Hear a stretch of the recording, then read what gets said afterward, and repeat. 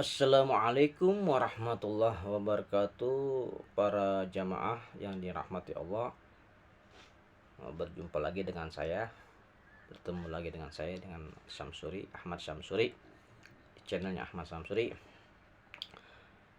Sesuai dengan janji saya, kita akan melanjutkan daripada bab tentang sholat berjamaah di dalam kitab Kifayatul Ahyar. Baik, kita mulai saja. Bismillahirrahmanirrahim. Qala al-musannifu rahimahu ta'ala wa nafa'ana bihi bil ulumi bidarini amin.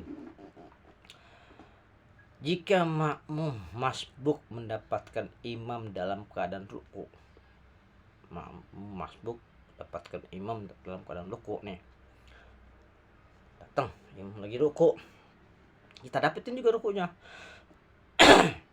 Apakah makmum itu mendapat satu rakaat? Kaul yang sahih, pendapat yang sahih yang dipegangi oleh para ulama dan disepakati oleh para imam adalah sebagaimana yang dikatakan oleh Imam Nawawi dalam kitab Asal Al-Rudah, yaitu bahwa makmum itu mendapatkan satu rakaat. Jadi makmum dapat satu rakaat ketika mendatangi imam, baru ruku, ruku. Nah, datang masbuk imam nih, makmum imam ruku, kita juga dapatin ruku, juga imam nih, maka dapat satu rakaat. Al-Mawardi berkata dapat memperoleh satu rakaat itu telah mujma' alaih, telah disepakati beramai-ramai. Tetapi mendakwakan ijma di sini dilarang, sebab Ibnu Khuzaimah dan As-Sibghi dari ulama kita mengatakan bahwasanya tidak mendapatkan satu rakaat. Ya, perkata itu dinukil oleh Imam Rafi'i dan Imam Nawawi dari Ibnu Khuzaimah dan As-Sibghi. Aku berkata demikian pula Ibnu Khuzaimah, Ibnu Abi Hurairah maksudnya radhiyallahu anhum.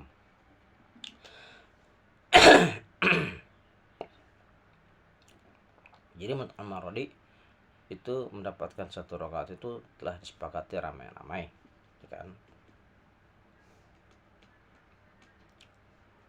Kan?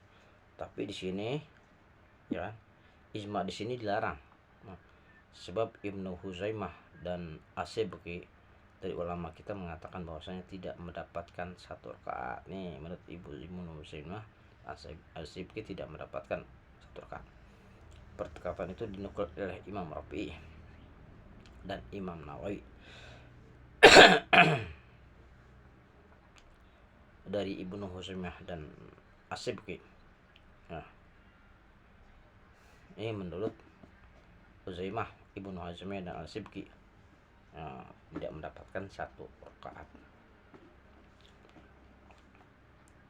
Ya, perkataan ini dinukil oleh Imam Rafi'i dan Imam Nawawi, ya.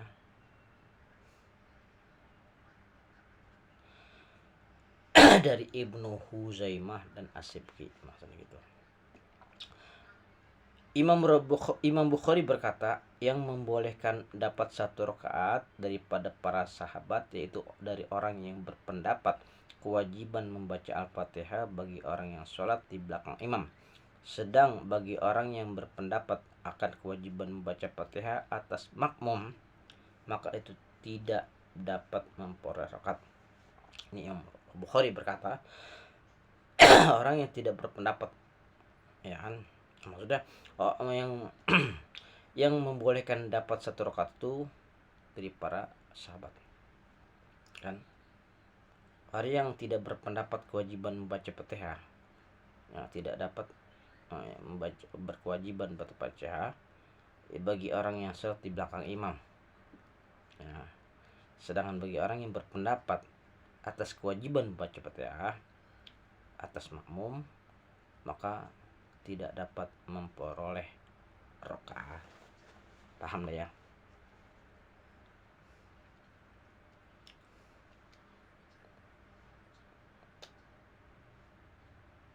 Jadi orang yang tidak berpendapat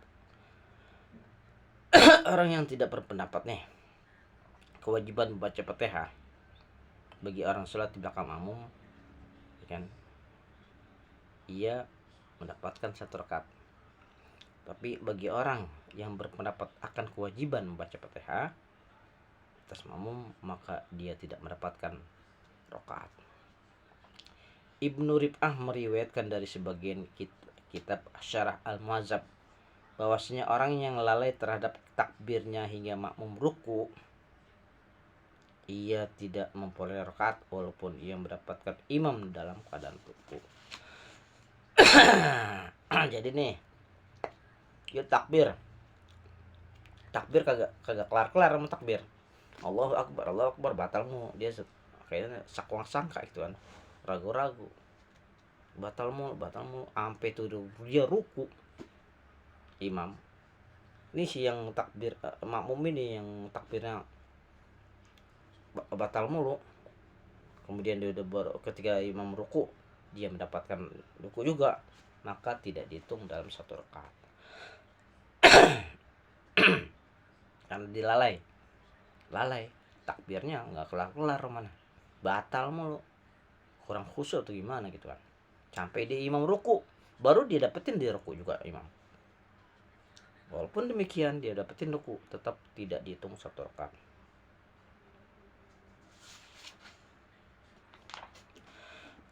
Ar-Ruyani meriwayatkan dari sebagian ulama bahwasanya makmum dapat memperoleh rakaat sebab mendapatkan ruku imam jika imam itu baligh, bukan anak-anak, dan Ar-Ruyani sendiri menganggap salah pendapat itu. Wallahu alam. Jadi Ar-Ruyani dia akan mendapatkan satu rakaat kalau imamnya itu baligh, bukan anak-anak. Wallahu alam.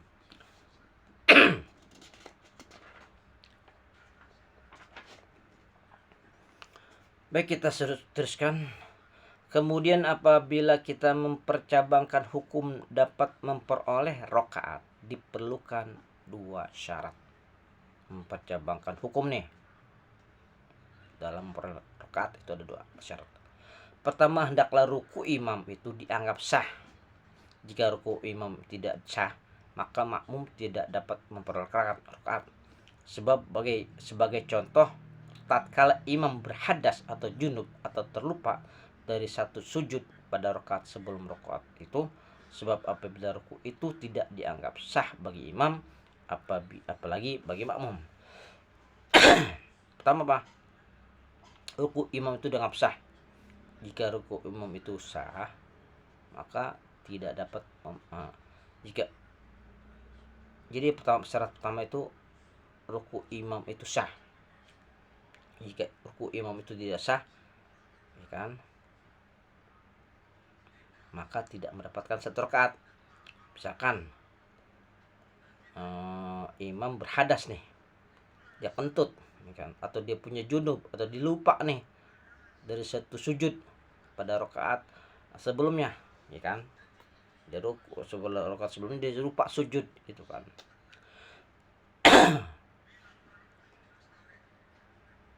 Jadi dianggap ruku itu tidak dianggap sah bagi imam karena dia lupa gitu kan, atau dia kentut, dia punya junub gitu kan, atau dia mungkin lupa dari sujudnya pada rakaat sebelum rakaat itu. Sebelumnya dia sebelumnya rakaat sebelum rakaat itu, sebelum rakaat ini, rakaat sebelumnya dia lupa sujud, dia kan, maka rukunya imam pada rakaat berikutnya tidak sah. Atau di imam lagi ruku kentut, batal. Maka tidak dihitung satu rakaat, kan? Kan ruku tidak dianggap sah bagi imam, apalagi si makmum gitu. Yang kedua, makmum harus tumakninah sebelum imam bangun dari sekurang-kurangnya ruku. Sebab ruku tanpa tumakninah tidak dianggap sah. Oleh karena itu, ketiadaan tumakninah dalam ruku berarti tidak ada ruku. Ya, makmum harus tumakninah. Tumakninah itu artinya berhenti sejenak lah. Ya, berhenti sejenak beberapa detik setelah ruku. Ya kan? Bangun ruku, i'tidal, berdiri sejenak, tumakninah. Ya kan? Sebab ruku tanpa tumak nina itu tidak dianggap tidak ada ruku.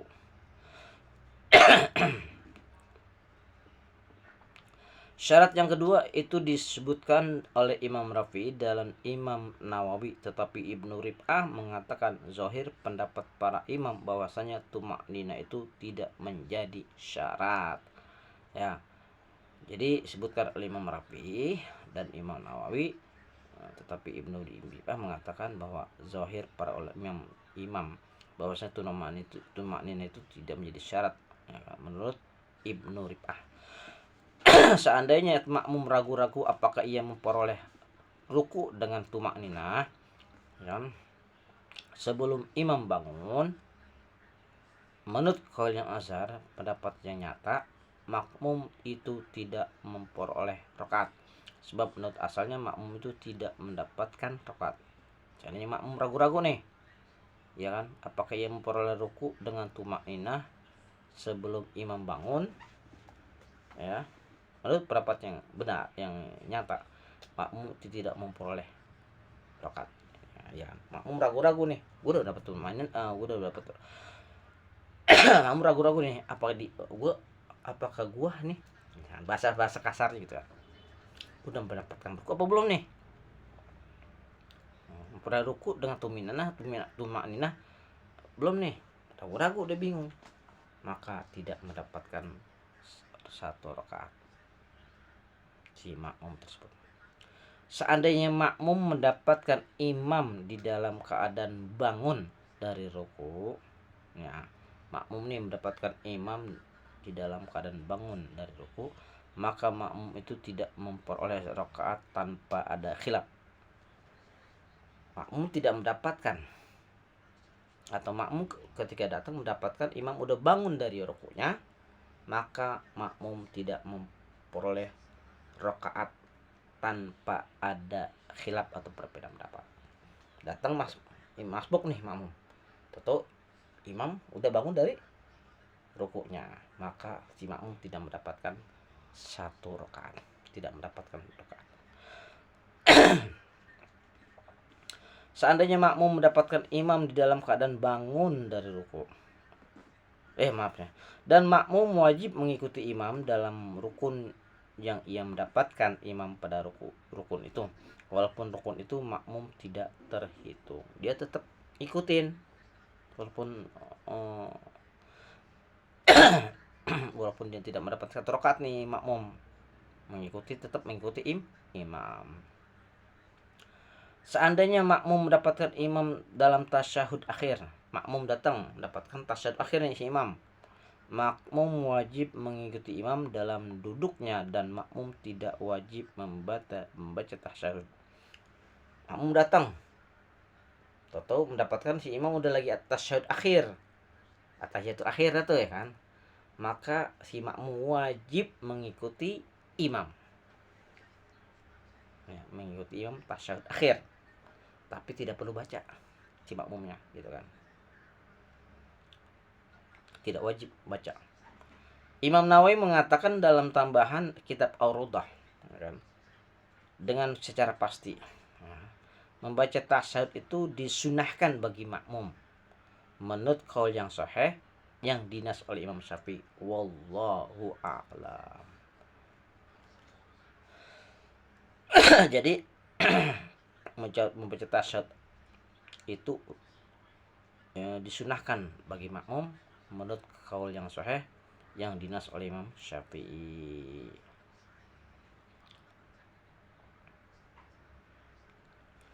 Aku berkata, dakwaan yang mengatakan dengan secara pasti itu terlarang. Dakwaan itu terlarang nih. Sebab Al-Mawardi mengatakan bahwa makmum wajib membaca tasyahud.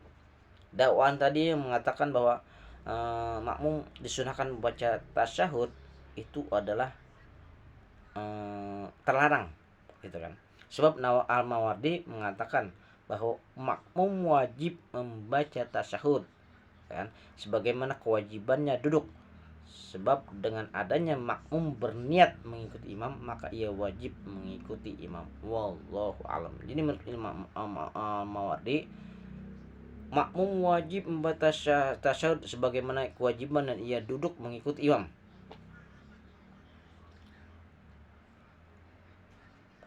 Karena makmum berniat mengikuti imam, maka wajib ia mengikuti imam.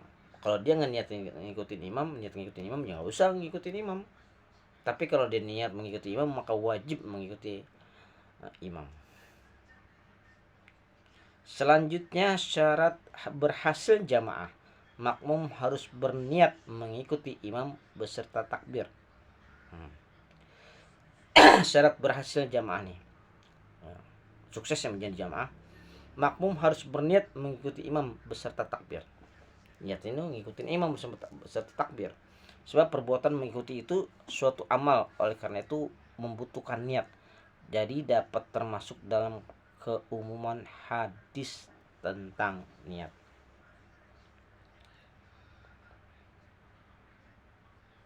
Itu syaratnya suksesnya berjamaah itu, kalau makmum itu berniat mengikuti imam beserta juga dengan takbirnya.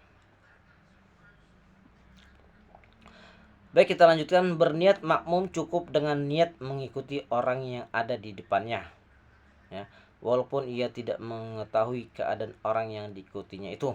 Jadi seandainya ia berniat mengikuti Zaid misalkan nih, kemudian ternyata imamnya itu Amr, maka tidak sah sholatnya. Sebagaimana apabila seorang menentukan mayit pada waktu ia sholat jenazah dan ternyata ketentuannya itu ada kekeliruan, tidak sahlah sholatnya. Jadi begini, berniat makmum itu cukup dengan niat mengikuti orang yang ada di depannya. Tuh, niat makmum cukup dengan mengikuti orang yang di depannya, walaupun ia tidak mengetahui keadaan orang yang diikuti itu. Jadi seandainya berniat mengikuti Zaid nih misalnya, kemudian ternyata imamnya itu Amr, maka tidak sah sholatnya. Sebagaimana apabila seorang menentukan mayit itu pada waktu ia sholat jenazah. Paham dan di sini ya. Jadi berniat makmum itu cukup dengan niat mengikuti orang yang ada di depannya, ya kan? Walaupun dia nggak tahu nih orang yang diikuti siapa nih, gitu kan? Apa gitu kan?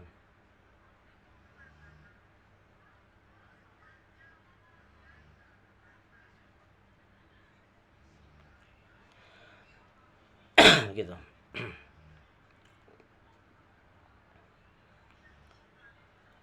Tapi di sini mengatakan lagi mengikuti, misalkan seandainya berniat mengikuti Zaid, ternyata imamnya adalah Amr, maka tidak sah sholatnya. Nah, ketidaksahannya ini yang demikian itu apabila makmum tidak memberi isyarat. Jika makmum memberi isyarat, misalkannya ia berniat, aku sholat di belakang Zaid ini, maka dalam hal ini ada dua wajah pendapat. Imam Haramain dan Ibnu Rif'ah mengatakan yang dinukilnya dari Imam Syafi'i bahwa batal sholat makmum, yaitu apabila menjadi imam itu Amr. Imam Nawawi mengesahkan sholat makmum itu, sebab memenangkan isyaratnya, yaitu perkataan ini. Dan seandainya tidak berniat mengikuti imam, maka jadilah sholatnya sendirian, tidak mendapatkan fadilah berjamaah, kan? Jadi ketidaksahannya itu demikian itu apabila makmum tidak memberi isyarat. Jika makmum memberi isyarat, misalkan ia berniat, aku sholat di belakang Zaid, maka dalam hal ini ada dua pendapat.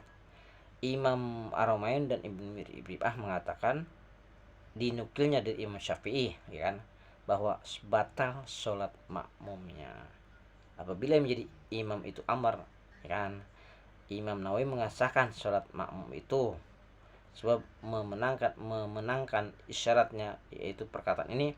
Dan seandainya tidak berniat mengikuti imam, maka jadilah sholatnya sendiri. Jadi menurut Imam Nawawi sini maksud apa? mengasahkan sholat makmum itu, ya kan, mengesahkan gitu.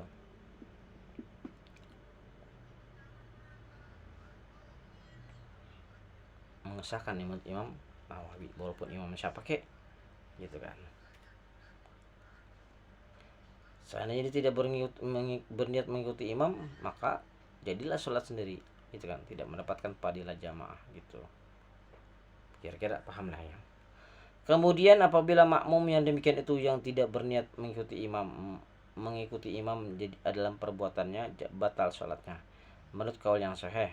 Jadi apabila makmum yang demikian itu tidak berniat mengikuti imam dalam perbuatannya, imam ruku, imam sujud, jika ikutin, batal sholatnya menurut pendapat yang sahih.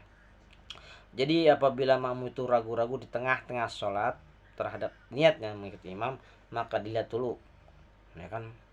Apabila teringatnya itu sebelum melakukan perbuatan mengikuti imam, maka tidak batal sholatnya. Tetapi apabila teringatnya itu setelah melakukan perbuatan mengikuti imam, pahamlah di sini ya, maka batal sholatnya. Sebab makmum itu di waktu ragu-ragu hukumnya sebagai orang yang sholat sendirian, ia tidak boleh mengikuti imam. Sehingga seandainya dalam tasyahud akhir dia ragu-ragu, maka ia tidak boleh menghentikan salamnya berdasarkan salam imam. Wallahu alam. Jadi apabila makmum ragu-ragu nih di tengah sholat terhadap niatnya mengikuti imam, lihat dulu nih, apabila teringatnya nih itu sebelum melakukan perbuatan mengikuti imam, ya kan, sebelum ragu-ragu, ya, apabila teringatnya nih sebelum mengikuti perbuatan mengikuti imam, maka tidak batal sholatnya. Tapi apabila teringatnya setelah melakukan perbuatan mengikuti imam, maka batalah sholatnya.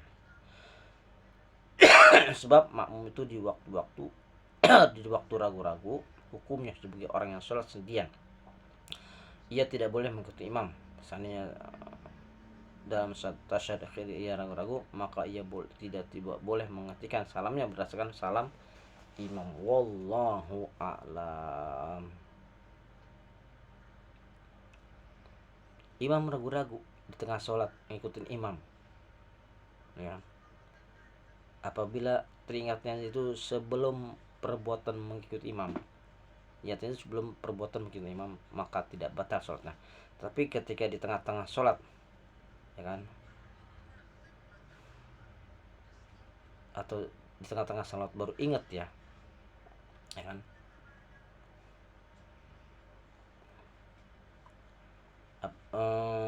apabila teringatnya di tengah-tengah sholat perbuatan mengikuti imam, maka batal sholatnya. Saya pikir ini paham ya, ini kalimat ini. Wallahu a'lam bishawab. Mudah-mudahan ini ada manfaatnya khususnya buat al-fakir ya, umumnya para ikhwatillah yang dirahmatillah. Barangkali ada para asatiz yang mau barangkali ini ya, ada kalimat-kalimat saya yang kurang berkenan, kiranya para asatiz untuk meluruskannya.